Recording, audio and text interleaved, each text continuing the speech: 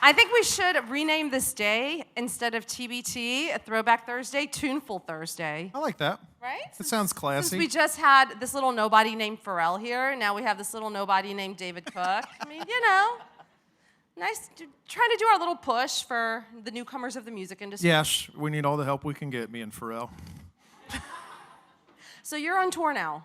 Yeah, we actually, we're kind of, it's the beginning of the second leg of the tour for this record. We did a 2-month run back in the fall, and then just started this leg like a week and a half ago in Chattanooga, and played Philly last night, and got up super early today, and Here so you this is where I'm at. I've got my trusty mug filled with delicious beverage, and we're gonna have a good time. He's a man after my own heart.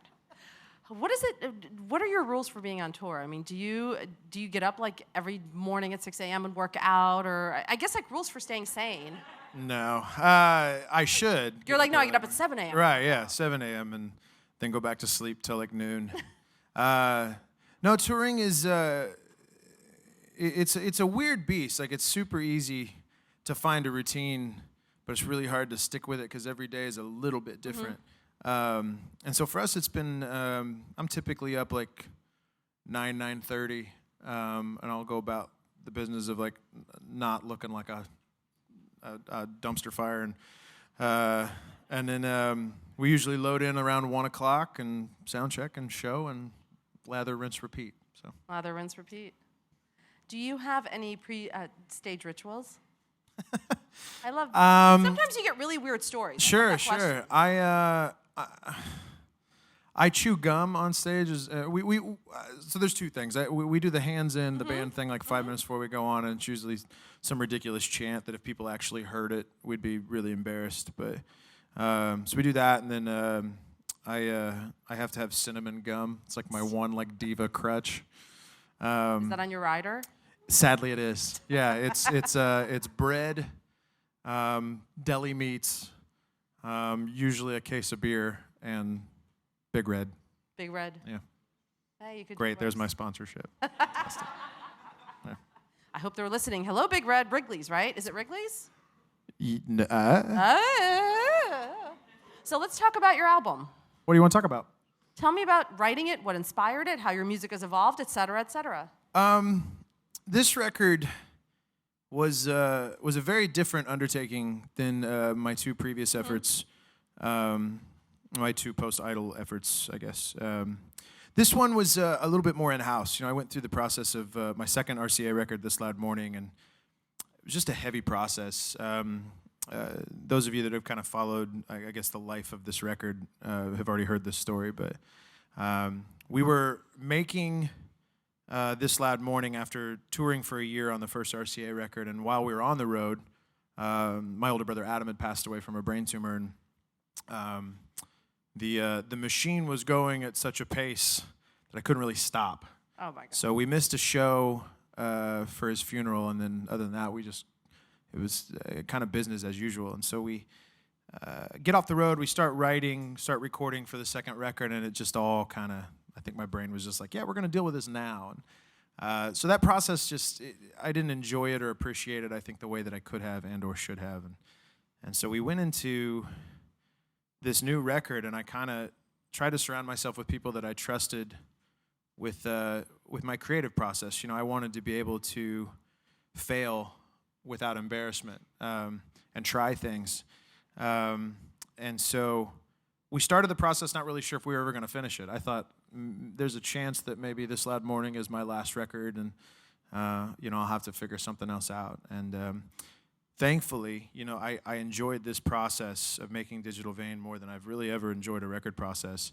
And I think that energy is just inherent throughout the record, and it certainly seems to me that that's something that the fans have kind of tapped into. And so as we go out and we play these songs and we get that energy back in kind, it's a little validating to feel like you've taken the right step. I think as far as progression goes, it's a constantly evolving thing. So I don't know where this record sits in relation to the last few, and I certainly don't know where I'm going next. But what I love about making music is I don't really have to have that answer right now. You absolutely don't. Yeah. And one of the things that Pharrell was talking about when he was on stage here was that the way we consume music has changed so much, and that it's like tapas now. You know, you just Sure. one bite, you're like, done. Yeah. So when you go into the studio and you record an album, do you think in terms of singles? Do you think in terms of downloads, the full album, a concept? What goes through your head? I'm going to give an answer that I'm sure my management is going to hate. I hate thinking about singles. I hate it. Because to me, I grew up in a musical climate where records mattered, and you made these bodies of work where one song flowed into the next, and you created this entire sonic landscape that you really can't do with a single song. And I always have kind of believed in the mantra that if you make great records, that great record is going to have great songs on it.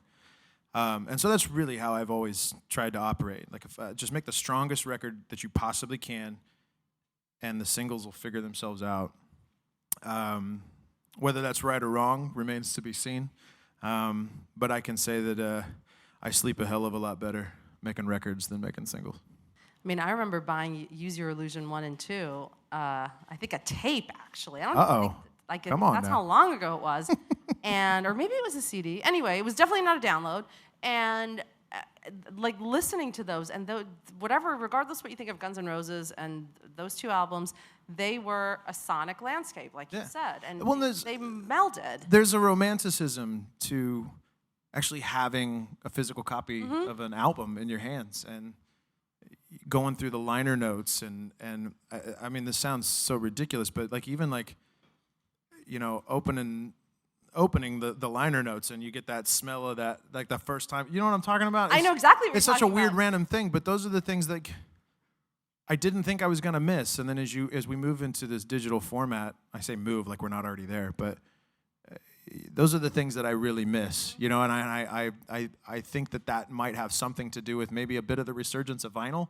It's still a little novelty, but still, like, to hold an actual album in your hands, like to feel the weight of a vinyl or the weight of a CD case or whatever. Those are the little nuanced things about listening to music that I certainly miss. So. And to read, like, didn't you ever feel like you were being let in on some secret when you, like, read the thank yous and the... Yeah. You were like, oh, my God, I didn't know they knew each other. Exactly. They worked together. That's right. so cool. Yeah. No, I just don't get anymore. It's you know, now it's the PDF attachment that you get when you buy the Yes. record, and yeah, I don't know. I do miss. I miss the importance that records held in the marketplace, and I hope that somehow makes its way back. What were you listening to when you were writing the songs for Digital Vein? A lot of Nine Inch Nails, a lot of Mute Math, a lot of Massive Attack. I tried really to start fresh, I think, with, you know, what I allowed myself to listen to, and really try to attack it from as pure a base as possible. Like, so I when I was writing, I didn't really listen to much of anything else. It wasn't really until I got into the production aspect, you know, and in producing this record, like really trying to find the sounds that I wanted to help tell the story of this record. And I really wanted to incorporate more programming than I had previously, and so that's where, you know, obviously a lot of like Nine Inch Nails elements will come in, and Massive Attack. You know, but again, it's a constantly evolving dynamic. So I look forward to maybe taking those inspirations and seeing where they take me on the next record. So. Well, and even though you have programming on the album and some digitized effects, I think anyone who watched Idol, which you won, knows that Really? Newsflash, you You guys are excited, I can tell. No, they're entranced by our conversation. It's the sir. scarf. It's the scarf. But no, but I mean, you obviously have the vocal chops. You can actually sing. Thank you. So, when you, I guess, do you ever get self-conscious in the studio, or do you just let it rip?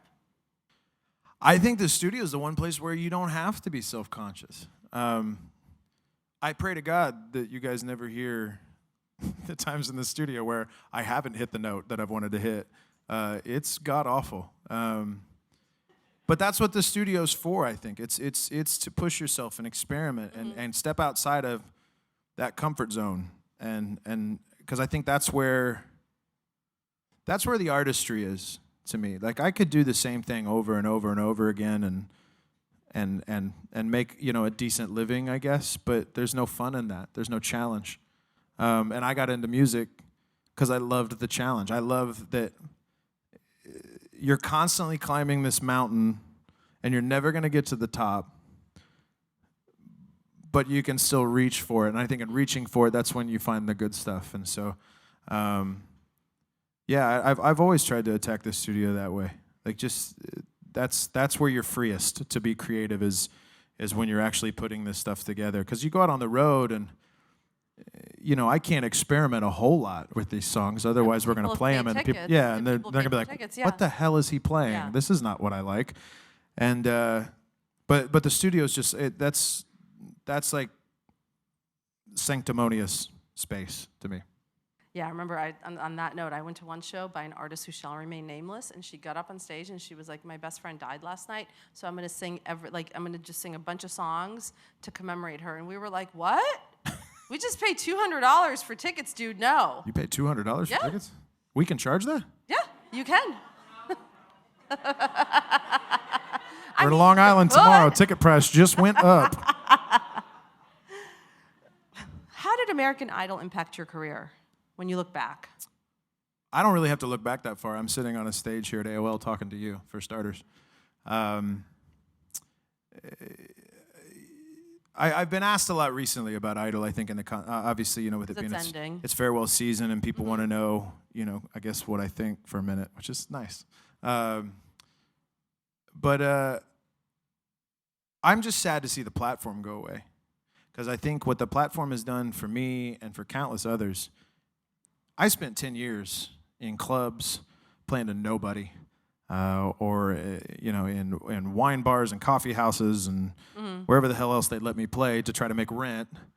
Still nobody listening to me. And finally I get this opportunity after 10 years of getting told no. I got a maybe, which was enough for me at that point to be heard and to give people an opportunity to maybe see if they wanted to invest in me as an artist. And I don't know that opportunity exists for me without the Idol platform. So I think what Idol has done for me, quite a damn bit, but I think the book's still being written.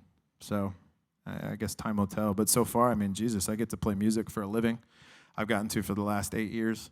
And if anybody ever came to visit me when I was bartending, they'll tell you that I'm probably a hell of a lot better at this. I'm probably a lot happier. I made my own drink, and this is paint thinner. So.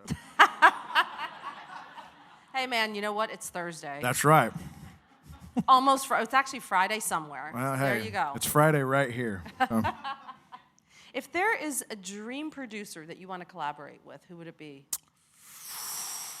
Oh, man. If you'd have asked me before the Idol thing, I would have said Rob Cavallo, and I was over the moon honored to get to work with him. I love the Panic at the Disco record that Butch Walker produced. So I'd put I'd put Butch Walker on that list. I got to do a song with John Fields, and I would love to work with him some more. Do you know the range that Butch Walker has? He actually did the theme song for Fuller House. I mean, he didn't sing it. He got Kylie Rae Jepsen sang it. They didn't even ask me. It. I would have. No, it's God, the guy's amazing.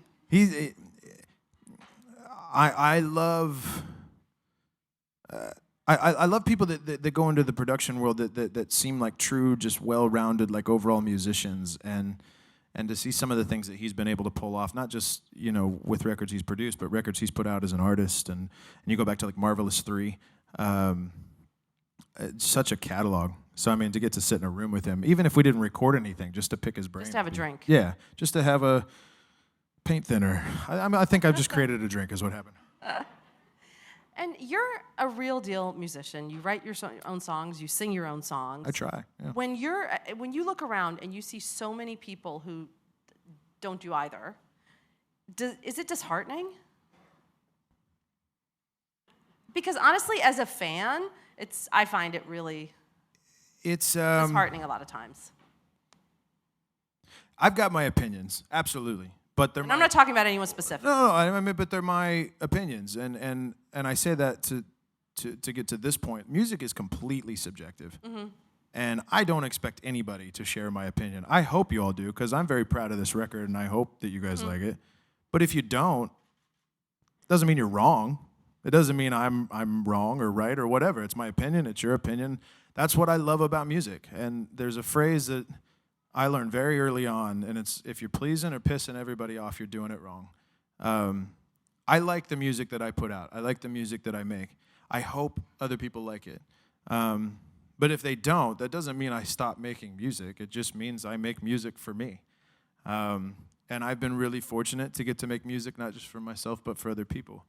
But to claim that my way is right and anybody else's is wrong, I don't know. I think when it comes to that kind of stuff, it all just tends to come out in the wash. The people who have the chops and Yeah. they What's the are phrase? for a The cream rises to the top. Yes. You know, let it work itself out. In the meantime, I'm just gonna focus on my records and my tours and anybody wants. Hey, if y'all want to come on for the ride, great. If not, good luck to you. I don't know. How did you know that this album was done? It's not. Surprise. Joke's on y'all. It goes back to the idea that there's this mountain and you're constantly climbing it. This record wasn't done when I said it was done, because I never said it was done. I still listen to this record and think, we could have tweaked that. Could have done that differently. But that's the nature of the beast. And I've never put out a record that I felt was finished, ever. I just put out records that I felt were ready, if that makes any sense. So, yeah, I've never finished a record. That's sad to say, but it's the truth. It's either sad or you're a perfectionist. Well, We'll go with perfectionist. I like perfectionist. I think A that's a better way sad perfectionist. Drinking paint thinner on a Thursday. Delicious. Do you know when you hear a song, when you hear after you've recorded it, do you know that it works? That's a good question. Because to me, the process of writing songs or making music is so ephemeral, and I feel like the options are so limitless. Like, how do you know when you have something that is hitting? I heard a great quote from a songwriter in Nashville, and it goes something to, I'm going to paraphrase it because I don't remember it verbatim. But the crux of it was, you never know when a song's right, but you sure as hell know when it's wrong. And that's generally held true for me. I've never finished recording a song and been like, that's it, that's the hit, that's the single, whatever. But I've absolutely finished a song and been like, oh God, no chance is anybody ever hearing that, ever. But again, I think it goes back to music being subjective. I just don't think there's any way to really 100% of the time know how the hell anybody's going to react to anything. I think you just you try to put your best work out there, put stuff out that's authentic to you and comes from a genuine place, and hopefully people, hopefully that resonates with people. But yeah, I've never known when a song was where it needed to be. I just knew when it wasn't. When it wasn't. Yeah. And what do you consider a perfect album or a perfect song from someone else? Oh, okay. Perfect album's easier. Perfect album is Zeppelin 4, hands down.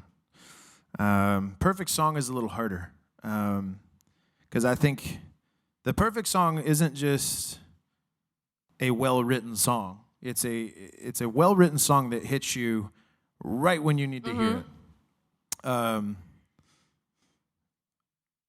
I'm in 7th grade, something like that. And I had this girlfriend, in so much as you can have a girlfriend in 6th or 7th grade when you can't drive or take them anywhere. You held hands and you like... Yeah, you know. Yeah. It was, you passed notes. Yeah. It was intense. I get it. A love for the ages. Casablanca in Yes, sixth grade. Casablanca at George F. Baker Middle School, and I got the breakup phone call, Oh. right? And right when I get off the phone, I had the radio on in the background, and Blessed Union of Souls comes on with I Believe, right? Oh, dude, right between the eyes, I'm just done. And to this day, I can't really hear that song without thinking of that moment. And that's what I mean when I say it's not just a great song, it's a great song hitting you right at that moment. So like for the rest of my life, that song is going to carry that resonance that nobody else may carry, that particular resonance. You know, it's just that moment for me with that song, if that makes sense. Kate Bush, Running Up That Hill. See? Come on. That is the perfect song. There is no better song. Yours is a little better than mine, but... Well, no, your story's better. I have no story. I just remember hearing it and being like, wow, this is an amazing song. Who is this woman? But yours is. Yours is heartbreaking. But I will say this, at least she called It all worked out. At least she called you. You know? Could have been done worse. Well, that's hey, yeah, that's true. Dear John letter. And we have our audience questions. Uh-oh. I had 2 questions. Yeah. So you talked about subjectivity, and also you don't release songs when your album is ready. Or when it's done, but rather when you feel like it's ready. Sure. Do you feel like that changes based on where you are in life in relation to where you are? Like when you're listening to it at a different time, you're at a different station in your life than when you wrote it maybe and recorded it, and that's why you feel like you could have tweaked it some way? And then also my second question is, you mentioned mountains and Zeppelin, so maybe could you round out your Mount Rushmore music? Ooh, I like that question. The first one has my finish line changed? Am I paraphrasing the question correctly? Okay. Yeah, I think it has. I think when I was younger, I felt like perfection might have been a little bit more attainable, and that there was some sort of perfect record. And I don't think that exists. I think the perfection of a record is in its imperfections. And I think the sooner you can embrace that, I think it just makes for a healthier recording process. Does that mean that I've embraced it completely? Absolutely not. I'm still a perfectionist. A sad perfectionist. No. Just It's not sad. A perfectionist drinking paint thinner. Well, you know. But really just, I think to understand that sometimes the energy of a record comes from something being just a little off. And being okay with that. To your second question, Mount Rushmore, of records or of artists? Records. Artists, okay. Zeppelin's up there. This is a collective. I think it feels like a cliche answer, I think, only just because he just recently passed away, but I think if you look at the body of work, I think you've got to put Bowie up there. I think purely just for how often and in how many different ways he pushed the envelope as an artist. Wow. Well, I mean, God, the Beatles. You got to put the Beatles up there. And my fourth one.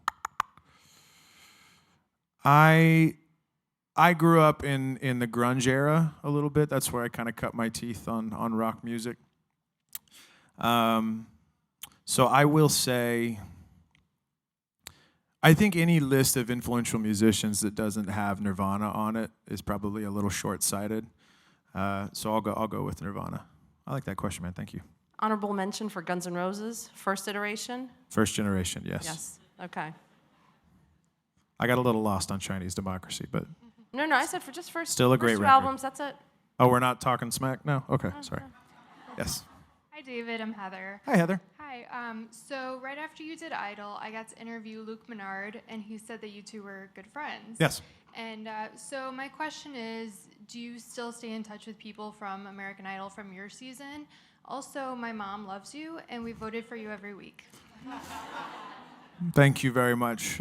Send your phone invoices for all the text messages to Fox, if possible. I still keep in touch with most everybody. I got a chance to talk to Ramiel very quickly when I was in Clearwater last week. Touch base with Luke as often as possible, and then Archie and I somehow both ended up congregating to the Nashville area. So we had a good group. I've heard of horror stories from other seasons, stuff like that, but for whatever reason, it was pretty low drama our season. We all got along pretty well. But yeah, so thanks. Hi, David. Hi. So I wanted to ask about the music production or music creation process. Mhm. So when you're in the middle of doing that, I'm sure you're listening to the same sounds over and over again, listening to your voice over and over again. Do you ever get tired of that? And if so, how are you able to come back to that process with a fresh perspective? Yes. First off, I do get extremely tired of hearing the same thing over and over again. I think going through a couple major label record processes, I learned a little bit about how I like to make records, which is very quickly. So I tend not to overdo it on any particular aspect of recording. I try to get the idea down, and even if the idea is not completely right, if you can step away from it and come back to it with fresh ears, that typically helps. But I went through record processes where I had to sing the same lyric like 30 times in a row, and no matter how technically sound maybe the 30th take was, it didn't have the energy that the first one had, and it kind of goes back to the conversation earlier about, perfection and the imperfections. So, yeah, I think if you can find a way to work quickly and not bog yourself down with this unattainable idea of perfection, it certainly does help a lot. And we have time for one more question, please, from the middle. Hey, David. I'm Daniel. Hi, Daniel. Quick question, just to bring it back to Idol for a second. Okay. A lot of people would probably argue that one of your greatest strengths during the show was your ability to rearrange a song. But also, I think people would argue that your heart and authenticity when approaching those arranged Thank you. songs was a great calling card for you. Thank you. And I think that's something that maybe the younger batch of contestants this year and years past have kind of that's always something people can struggle with. So I was just wondering how you went about doing that on a week-to-week basis. Thank you for the compliment, by the way. I think what allowed me to tune into that, first off, if you look at our season, I was not the best vocalist on our season. Nobody's going to tell me otherwise. But I was able to find a niche for myself by using whatever musicality I'd been able to accrue in 10 years of playing before Idol. So I took the phrase, make it your own, that you heard Randy say every 20 seconds when he was a judge on the show. And I just try to take it as literally as possible, which is, what the hell am I going to do on Mariah Carey week? I can't hit falsetto like that. I don't look good in high heels. So it became, okay, maybe I can switch this around a little bit and find a wheelhouse where, wherever my voice sits on the spectrum, it can kind of fit into that puzzle piece. So so that was kind of where the rearrangement stuff kind of really started. I was just trying to find as many options as possible for showcasing what kind of artist I thought I was going to be after the show. As far as what you spoke to about, heart and authenticity, which again, thank you. Very early in the process, I got a piece of advice from one of the vocal coaches. They told us a story about Frank Sinatra and how he would come into the studio to record a song, and before he ever heard the music, he would read the lyrics, and he would try to figure out the story of the song. And then he would tune into that before he ever got to melody and all that stuff. And so by the time he's singing the song or recording the song, it's his emotion is in the wheelhouse of where it needs to be to tell that story properly. So I really tried to do that on a week-to-week basis, and it's still a lesson that I use now. Like, I try to read the story of the song and interpret the story of the song as best as I can before I ever worry about the performance. Like, I'd rather hit 20 bum notes in a song but tell the story the right way than the other way around. And whether or not the current crop is doing that or not, it's kind of up to them. But that was a lesson that I learned, and it did seem to help. So, but thank you. Well, thank you so much. David's album, Digital Vein, is available for digital download. Hey. And he's on tour right now. Thank you so much for being here.